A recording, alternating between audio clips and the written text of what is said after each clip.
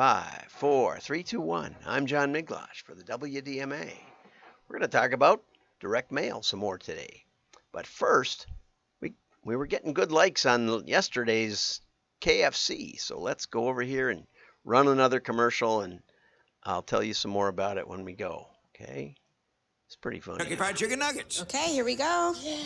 Oh, let's do a quick temp check. Just temp check. These need a minute to cool down. No, they don't. They're perfect.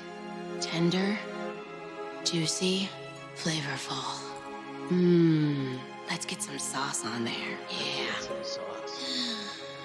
Don't give me that look. I keep you alive. Try new Kentucky Fried Chicken Nuggets.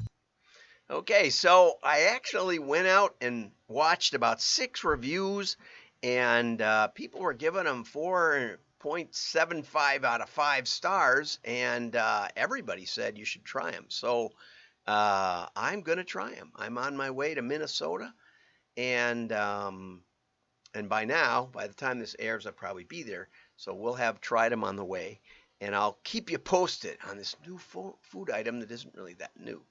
Okay, but let's get over. Now we're going to go back to Craig Huey and see what he's got to say for today. And this was an interesting article.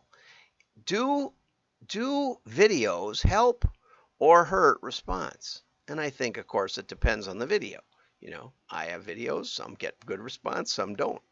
It's funny because, you know, we talked about the podcasting a couple of minutes ago, or a couple of days ago rather, and Fishburne said that if you had 5,000 listeners, you were in the top 1%. And my video on retargeting from Friday has gotten 2,740 impressions so far. Now I don't know what an impression is on LinkedIn, but most of mine get about 200 or so. I average about, well, they gave me some statistics, and I averaged about 400. But this week is better because of that one boom bump. It's almost 500 just divided by 5. It'll come out 500 per, and I get a couple of hundred more. So I'm probably up over 600, but I don't know how to find that statistic anymore. Also, I'm going to be in Minnetonka tonight, and if you want to come and have a little chat about direct marketing, or maybe you're thinking of starting a catalog, maybe you can buy me a beer and we'll talk. It'll be a real bargain. So Jimmy's Kitchen, let me know you're coming. There is a message posted on WDMA LinkedIn group. If you type in WDMA in the search on LinkedIn, you'll get there, so it's not hard to do. But anyway, let's go on. Do videos help or hurt response? Okay, and this is really hard to read. For some reason, I used Craig's real typeface, which is very light and hard to read. I like the picture, I guess. Anyway, he did a split test for a consumer credit counseling service who wanted to optimize their website and landing page. And so they decided to put a video at the very end, a video testimonial right by where you would finally hit, enter for more information or to sign up. And but he mentions, and this is why I really wanted to cover the article, he mentions that they also changed navigation, copy, graphics, so that the whole landing page was different with and without the video. If you really want to know the answer, you want to make them look the same and add a video. Okay, that's not what they did. Too often, clients don't listen to wisdom, and so Craig says that's not a pure test. Right, it's not much of a test at all. So after they got done making all those changes, however, it sounds like they left off. They tried it with text testimonials versus video testimonials, and so we can assume that the video had a lift above that. I think we can. They said that the videos increased the response rate by a full 201% compared to 25% for the text testimonials, and that may have been a fair test. So Video can work. I don't know. I do video every day. Some works, some doesn't. You'll have to be the judge, okay? And we're going to go back to Neil Patel again. We're trying to give him the benefit of the doubt. Direct mail, 13 reasons why it isn't dead. And we're on number 2. So we're going to go down to number 2. We had a rough time with the ROI analyzer. There are better ones. We have one that was used by USPS to develop their own branded one. Okay, direct mail works great with digital marketing strategy. Every great marketing strategy uses multiple channels. I think that's true. You know, most of them that I've worked with have. Although the catalogers didn't used to. You know, that was about it. But I believe that you need multiple channels, and one of the big reasons you need them is because you've got multiple value in your customer file, as we covered in our RFM videos, which are available on YouTube, the easiest way. Search by the most popular videos and you'll find them. But anyway, so some customers are worth $1,000. Some customers are worth $1, especially if you charge for returns like we were talking about yesterday. We actually keep track of returns because the other thing you can do is keep track of problem returners who return over and over and over and over. And you may not want to spend much on their marketing, maybe only email. You know, you don't want to waste a catalog or a phone call or a Salesforce visit. Anyway, so multiple channels give you flexibility in your spend per customer. Makes a lot of sense, right? And you can do the same thing with prospecting. If you have high value potential customers, you may want to do more than just pound them to death with email. Okay, smart marketers would not only run Facebook ads and call it a day. They consider running Instagram ads, do paid search campaigns, even use search engine optimization to increase traffic. While you shouldn't invest only in direct mail, you should consider it part of your marketing bag of tricks. 97th Floor, which is the name of a charity, I believe, in Utah, combined direct mail and digital marketing to increase loyalty with their clients. First, they sent out a direct mailer to all their clients with a holiday poem and a $20 bill. And I believe it was a real $20 bill. Now, that may sound crazy, but if you have a $1,000 a year donor, a $20 bill is not a big amount to spend on the mailer. The tricky part with this is that you need to get it opened so they know that there's a $20 bill inside. You may want to use a window envelope and have a little bit of the $20 bill showing, although I have been fooled by those and open them and only find that there's a part of a $20 bill. Okay, so that does make it a little tricky. Otherwise, you're just burning up money. So you have to really, really work hard. He doesn't show the outside. I'm assuming it's in an envelope if it's a $20 bill, right? Which it seems to be. Oops, here's the poem. And it basically says that $20 isn't much, but it is if you give it to somebody else. So help someone in need, and you'll find the worth of a $20 bill in the hope it provides. Yeah. The less you have, the more valuable that 20 is. Okay. So they ran a campaign and said, why don't you take this $20 bill and give it to somebody who needs it? And then you can scan the code, and there were stories about people who had given money and what it had gone for. And so I tried this QR code. It did actually light up, which I was surprised because it's a little fuzzy here. But it did not go anywhere. This was from a couple of years ago, because this article was from a couple of years ago, 2019, I think. Okay, and so I just put this in. Here's a presentation about the $20 bill. Again, you know, I don't know how well it was targeted. I don't know how well it was executed. The agency then asked everyone to share what they did on Twitter using the hashtag 20helps. I also looked up the hashtag, and I found just a couple, 3 maybe. So it doesn't seem like it got much of a response. And that's not how I would combine media. Did you know that the USPS will will send out notifications to people that your email is coming?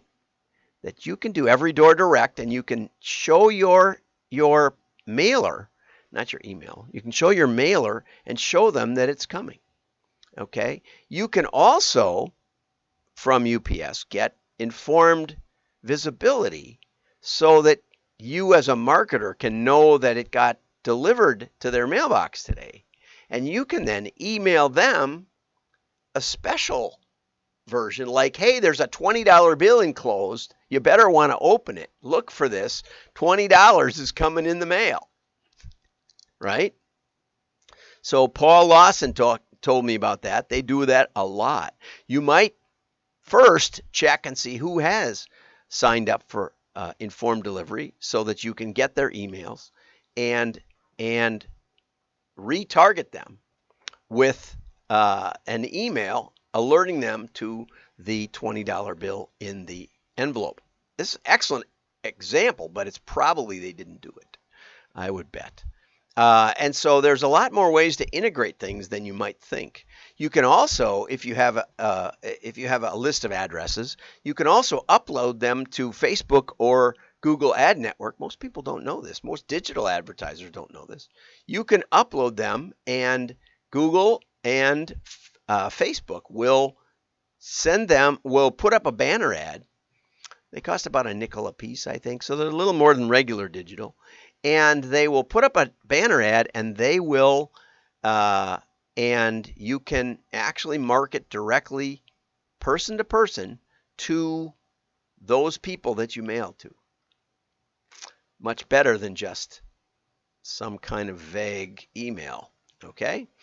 Direct mail is easier to target than you might think. Twitter, Facebook, all have tons of targeting tools based on interests, demographics, and even behavior. The problem with all of them is you don't know who gets it. You don't. They assure you that you've targeted those people, but you don't know. You don't know who sees it. You certainly don't know who pays attention. You don't even know whose computer it showed up on and whether they match the demographics or not. You say, but I get clicks. Yeah, okay. Well, a third of them are bots. And then Neil talks about retargeting here, which is you visit a website and you look at a product, and then wherever you go on the internet, you see more product. Well, we all know about that, so I won't play that. I do have it queued up, but I'm not going to play it. Okay, so what about sending the right message to your customers? Well, you can also do retargeting with mail. If your customers visit a website, there's quite a few ways to do it, but it usually takes about 100,000 visitors in a relatively short time frame to get even like 5,000 direct mail contacts. So it's not for small companies. And Neil then goes over here to talk about USPS targeting, which is every door direct mail. And the problem with that is that you're just delivering them all the houses in a geography. You can do it at the carrier route level. He doesn't seem to know that. He says you do it at the zip code level, but most zip codes can be broken into about 5 or 6 smaller pieces, and they do show you the demographics. So if you have a store, a small retail store, you can look at, you know your neighborhood, you know where the better houses are or the less expensive houses. And so you can target, you can start with the more expensive houses, and then you can work your way down. If that works, you can go to the next level. But you can't exclude your customers. In the UK, you can. In some other countries, you can. But I think in Canada, you can. But in the United States, if you're mailing at that level, if you're a very small mailer in a tight geography, if you work with a printer that knows how to do it, you can get pretty close to the same low rate just by doing that heavy saturation, and you can send a piece of a different offer to, let's say, a grocery store. And one of the problems with grocery store FSI couponing is it doesn't give people enough incentive to come to your store if they haven't been. Okay, they'll say, my eggs are a good deal at the Sendix, just like the Pick and Save or just like the Piggly Wiggly. So the couponing oftentimes doesn't drive new traffic, but if you send them out broadly, it incentivizes your customers to take the rewards and erodes your margin. Okay. So what you'd really like to do is you really like to send big coupons, more coupons even, to the people who aren't your customers, who don't have the pig card. You can tell who they are. And send fewer, or send a rewards program. So, after you've come 5 times and used this, you can get gas at the Citco down the street and save 20 cents a gallon, which savings up to $20 or something like that for the repeat purchasers. Okay, and that gives you a big incentive to the customers to repeat purchase, and it gives you also a better incentive to the non-customers, and you can keep those separate. So every door direct oftentimes isn't the right tool, but if you work with a good printer in your local area, you probably will figure it out. Okay, so he also mentions lookalike. We talked about that on Friday last week. It tends to be a better way to rule out people rather than ruling them in, rather than finding more people like your best customers. You probably don't know why your best customers are your best customers. It's really hard to tell. But you may be able to figure out areas geodemographically that don't respond. And you can at least eliminate those. And that kind of modeling is easy to do, widely available, and often outperforms the lookalike. But if you use factors like age, gender, income, and other key attributes, that's just not much targeting. If you have interest level, like let's say you're selling fishing supplies or fishing lures, and you can rent or exchange lists with Bass Pro Shops, that would be a winner. Okay, be a similar interest. That's much more powerful, especially if you can get people that are already looking at their mail. That's enough for today. Have a great day. Like and share. Your friends will know you're smart. Bye-bye.